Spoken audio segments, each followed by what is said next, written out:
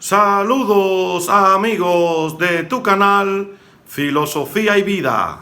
En esta entrega vamos a compartir lo que fue la vida de Tales de Mileto y lo que significó para la filosofía y para la ciencia. Tales de Mileto, su apellido es Mileto porque es de la ciudad de Mileto, de la Jonia antigua, una ciudad que pertenecía en un momento dado a Grecia. Tales vivió del 640 a.C. y murió entre el 548 y el 545.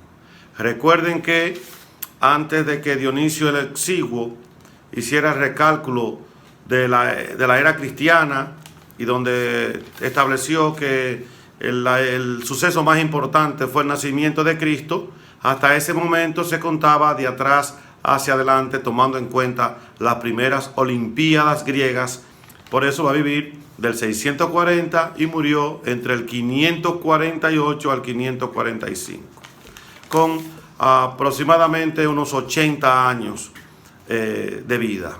Los primeros filósofos, y a Tales se le considera el padre de la filosofía, por ser el primero en tratar de dar una explicación racional de las cosas que le rodeaban, por ser el primero que trató de buscar cuál era el primer principio de donde procedía todo y a donde volvía todo.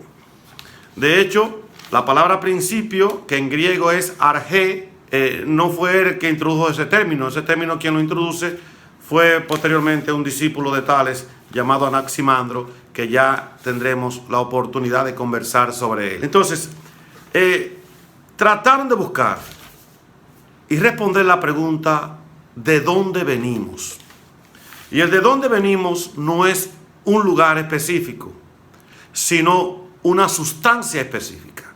Es decir, ¿de dónde procede cada una de las cosas, incluyéndonos a nosotros, los seres humanos, para poder establecer el origen de todo lo que nos rodea, incluyéndonos a nosotros mismos? Entonces, la característica que debía tener dicho principio, o dicho arge en griego, principio en castellano, es que todo debe venir de él. Todo debe volver a él. Y él es el sustento de todas las cosas. Es decir, es un principio que origina, sostiene y mantiene las cosas hasta que regresen a él. Eso es lo que andan buscando. Entonces, para Tales de Mileto, dicho principio tenía que ser el agua, como veremos más adelante. Ahora bien, Tales lo que está estudiando es la physis griega, que es en castellano la naturaleza. O sea, Tales está estudiando la naturaleza, todo lo que lo rodea. Y está tratando de dar una respuesta a las cosas que le rodea, ya no a partir de los mitos, ya no a partir de las creencias mitológicas, ya no a partir de las creencias religiosas, sino a partir de la razón. Y de ahí es que a él se le considera el padre de la filosofía, por ser el primero que de manera racional trata de dar explicaciones a los problemas que le presentaba la naturaleza. Algunos le van a llamar a estos primeros pensadores físicos o naturalistas. Pero deben entender que físicos no es porque estudiaban física, como los profesionales de la física, los cuales no merecen todo el respeto del mundo que existen hoy en día, sino que eran físicos porque estudiaban la naturaleza. De ahí también el término que le llamaban naturalistas.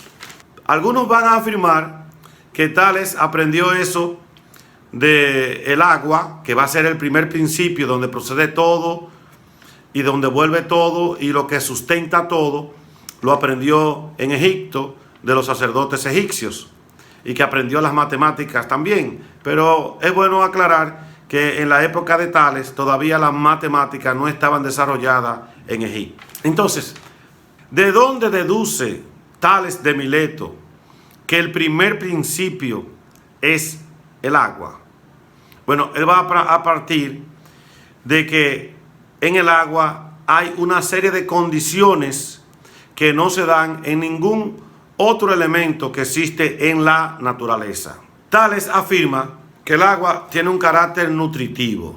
Es en el sentido de que los animales y los seres humanos, que también somos animales, y las plantas, que también tienen vida, no pueden vivir sin agua. Es decir, el agua es lo que nutre, o sea, lo que le da fuerza a las cosas. El agua es vivificante. Fíjense que cuando un cuerpo está completamente disecado, es decir, sin agua, decimos que está inerte. La vida de las cosas se puede determinar hasta por la humedad. Fíjense que un cuerpo completamente deshidratado está próximo a morir, aunque el cuerpo, por la gran cantidad de agua o de humedad que posee, puede durar mucho tiempo sin tomar líquidos. Pero los líquidos son sumamente fundamentales. El otro elemento que Tales de Mileto va a establecer para afirmar que el agua es el primer principio es lo coaccionador que es el agua. Fíjense que para cocer cualquier alimento hay que echarle líquido, y los líquidos se definen como agua más otra cosa. Por ejemplo, que es un jugo de limón, agua más otra cosa. Esa otra cosa puede ser azúcar, limón. Es decir, todo lo líquido está compuesto por agua más otra cosa. Por eso es líquido. Si no, no fuera líquido. Ahora bien, al agua a la que Tales de Mileto se refería, ¿es al agua que tomamos hoy en día? Pues no. Para Tales de Mileto, ese primer principio es totalizante, del cual también viene el agua. Es decir, el agua en sí como tal, como lo que vemos hoy, no es el principio primero para Tales. El principio primero es algo totalizante, y podríamos llamarlo más que agua, la humedad. Y es decir, Tales lo que trata de establecer es que ese primer principio tiene que ser húmedo, y de donde procede el agua. Pero más aún, ese principio se va transformando en otros elementos. Y por eso el agua va a tener diferentes estados. Tiene el estado líquido, que es cuando podemos tomar, bañarnos en ello, que es como el agua de los ríos, de las playas, de los mares. Está el estado sólido, que es a lo que le llamamos hielo. Y si ese hielo viene del cielo o es pequeño, le llamamos también granizo, pero es hielo. Está en vapor, que es como sube al cielo, o gas, como le llamamos. Otra característica que tiene el agua es que es incolora, no tiene color. Ustedes dirán, ¿y por qué podemos ver el agua? Bueno, por el contraste que hay entre el recipiente donde se introduce el agua o el elemento que tenga posterior al agua, es decir, lo que tenga detrás. El agua no tiene olor. No podemos comparar el olor del agua más que con otras cosas. A partir de las otras cosas que podemos decir, eso es agua, pero no tiene olor. Y tampoco tiene sabor. Es decir, no podemos decir que es agrio, que es salado, que es dulce o que es desabrido. Simplemente no tiene sabor.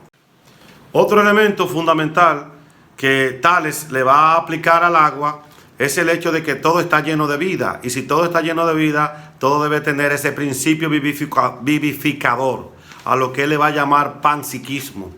Tales de Mileto además fue considerado uno de los 7 sabios de Grecia. Pudo predecir eclipses de sol, pudo predecir y establecer eclipse lunar, pudo incluso, según algunas tradiciones, porque no se conserva ningún libro escrito por Tales de Mileto, todo lo que conocemos de él lo conocemos de forma indirecta, oral y a partir de la tradición. Algunas anécdotas de Tales de Mileto se cuentan que un día estaba estudiando los astros. Eso lo conocemos por Platón, que lo va a decir en el diálogo el Teétete o el Teéteto. Y Tales de Mileto va caminando, pero al mismo tiempo va mirando hacia el cielo, estudiando los astros. Y entonces una joven bonita iba pasando por el lado, y Tales, por estar mirando los astros, se cayó en un hoyo. Y que la joven le dijo: usted trata de estudiar lo que está en el cielo y no tiene claro lo que está en la tierra. Otra anécdota sobre Tales, y es que le decían que como él vivía siempre tratando de estudiar la naturaleza, por eso él era un hombre pobre. Pero entonces, en una ocasión, él pudo, estudiando los astros, más o menos establecer si la cosecha de aceituna iban a ser buenas. Y predijo que sí que iba a ser buena. Con poco dinero que tenía, alquiló mediante fianzas y arrendamiento todas las prensas para extraer el aceite de la aceituna de la ciudad de Mileto y de Quíos.